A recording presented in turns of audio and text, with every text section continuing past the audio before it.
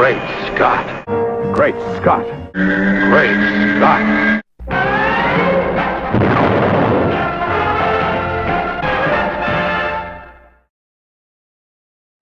Hello everyone, and welcome to another fabulous episode of Great Scott. I'm Scotty V, and thanks for watching.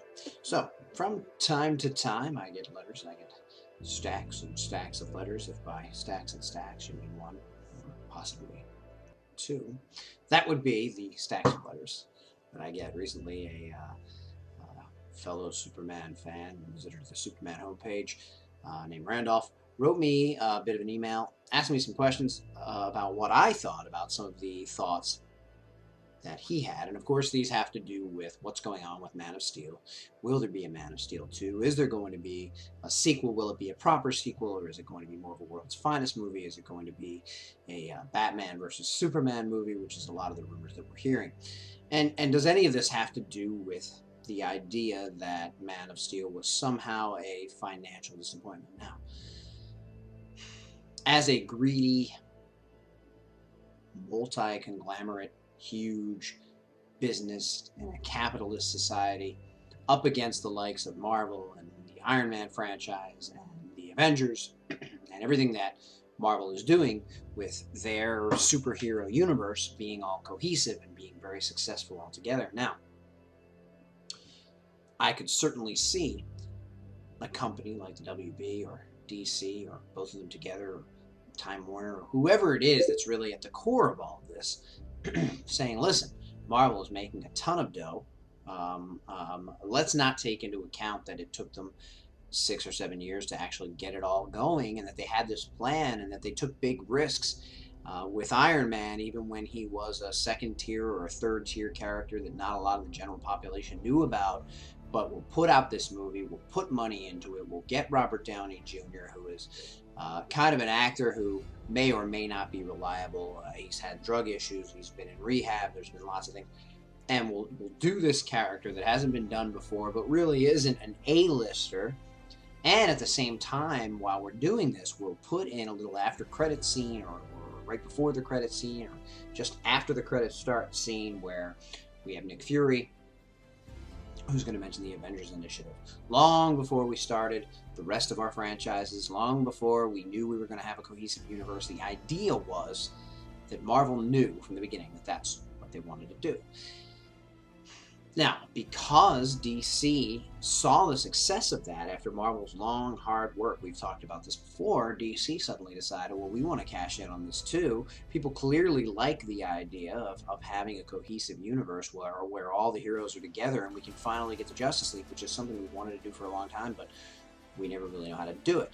And from what I can tell, they still don't know how to do it. They're trying to build on a success that they haven't earned that Marvel has, and just get to something really quickly that's a team-up movie, or that has more than one hero in it, or that ultimately will lead to a Justice League, which would be like the DC version of the Avengers.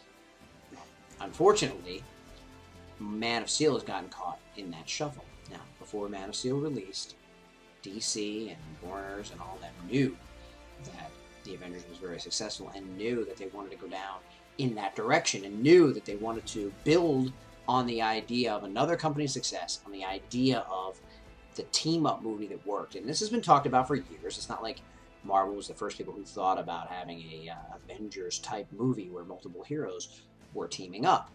But they were the first ones who got to it, and they did it by building for 5 years into something magnificent, and it was fantastic, and it was great, and all the fanboys and fangirls and everybody loved it, the general audience loved it, everybody loved it.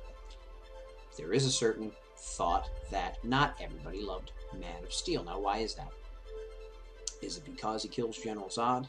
Is it because the subject matter is a little dark? Is it because there's a lot of destruction? Is it because of the implication that Metropolis was destroyed? Even though if you're paying attention, you can tell when the camera goes back that it wasn't, but only that one section was. Is it because there isn't the goofy winking at the camera and jokey Gene Hackman pulling off his hairpiece and saying, "Look at me, I'm the greatest criminal mind of all time"? Is it because Superman isn't rescuing kittens from trees? Who knows what it is? But I contend that the much-beloved Nolan Batman franchise, which made a ton of money, did not start off as being a huge success. Now, it was critically acclaimed and it was successful. It made money. But it made half the money that Man of Steel made. And somehow was so beloved of the Warner Brothers execs and so beloved of the DC people and so beloved of the fans and the critics that it got two of its own standalone movies to complete a trilogy that is now over, that has Bale saying he's never going to be back, that has Nolan saying it has nothing to do with the shared universe, nothing to do with Man of Steel, and that his Batman is in a totally separate world and could never be a part of Justice League or World's Finest or Man of Steel. Whoever knows if that's actually going to hold up. Much like Snyder saying Superman's the first hero in this universe. Because now it seems that that's not going to hold up, because there's talk that it's going to be an older Batman, or that he's already going to be in place, or that he's somehow going to come in. I hope that we get a true sequel for Man of Steel, where maybe Batman shows up in an end credits type of sequence, like, as I mentioned, like Nick Fury.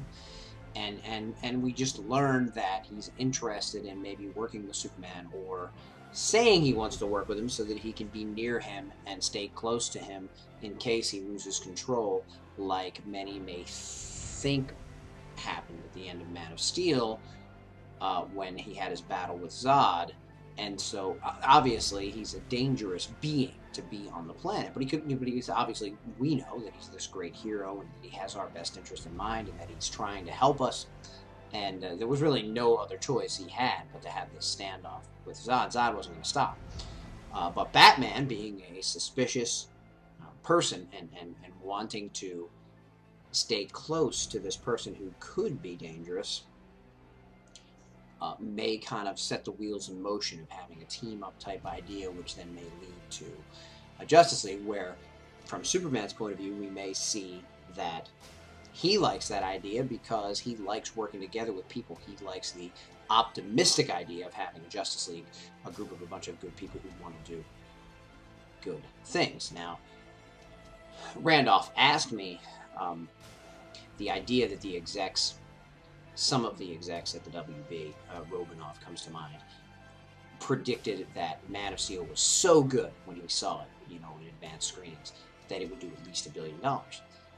I don't know that he actually said this. I don't know exactly where this rumor came from.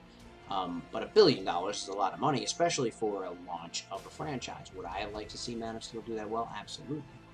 But I think it got pretty close. I mean, we're up in the 700 area, and that's double what Batman Begins did, and it's more than any other launch of a superhero franchise other than Spider-Man, the Sam Raimi first original Spider-Man movie. But again, that was the first time Spider-Man had ever been on screen, so it was something people had been clamoring for a long time. With Man of Steel, people have already seen Man of Steel movies. A number of people have been disappointed by the ones they've seen. A number of people didn't like that Superman Returns continued a franchise that people thought was dead long ago. A number of people didn't want to see a new take on it because they just loved Christopher Reeve and they loved the Donner version so much that this one that was supposed to be edgier and darker wasn't something that appealed to them. So I believe that we're mixed in terms of the fans that we got to go see this and the people who already said, haven't we already seen Superman movies? So I don't know that we can judge it in the same vein as we would judge the first Spider-Man movie, the first time it ever came to screen, something people have been waiting for a long time. Before the superhero age and before we got into modern filmmaking and all that, for a while, Superman the movie was Warner Brothers' biggest movie to date. Made the most money, was very, very successful. Man of Steel is not going to hold that distinction, but it is the most successful first movie in a superhero franchise in terms of the amount of money it has made. So, did it make $1 billion? Is it going to make $1 billion in the box office? No. And did anybody really believe at the beginning that it was going to make that much? I don't know that anybody could believe that in a reasonable way or a logical way or really think that that was likely. But you would think that they would have to be happy with the money that it did end up making.